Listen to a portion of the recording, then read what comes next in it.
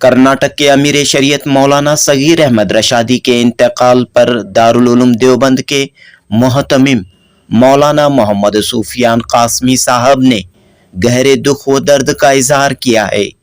جیسے ہی امیر شریعت کے انتقال کی خبر ملی، آپ نے بنگلور کے مفتی عبدالرحمن قاسمی سے موبائل فون پر بات چیت کی اور امیر شریعت مولانا صغیر احمد رشادی کے وفات پر رنج و الم کا اظہار کیا اور دعائیہ کلمات پیش کیے۔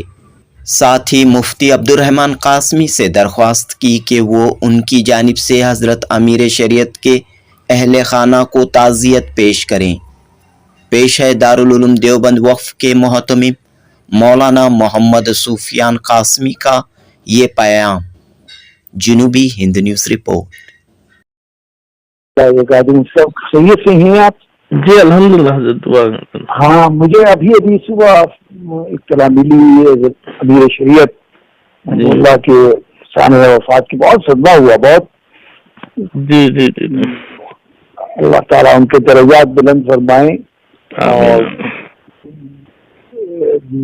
سبیل ارشاد کے لیے بڑا مسئلہ کھڑا ہو گیا وہاں، بڑا تحت رجال ہو گیا ہے وہاں۔ جی بہت بڑا حادثہ ہے صبح کی، بہت بڑا حادثہ ہوا۔ تو میں نے اسی لیے آپ کو فون کیا تھا کہ آپ چاہیں تو آپ میری طرف سے تعزیت ضرور پیش کر دیجیے گا۔ ضرور ضرور حضرت پیش کر دوں۔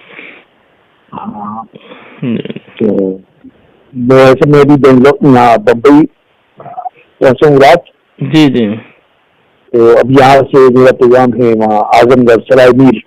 جی جی جی تو مجھے خیال آیا نہیں کہ میں آپ کو فون کر دوں کہ میں انشاءاللہ تعزیت ان کی خدمت پہنچا دیجیے گا۔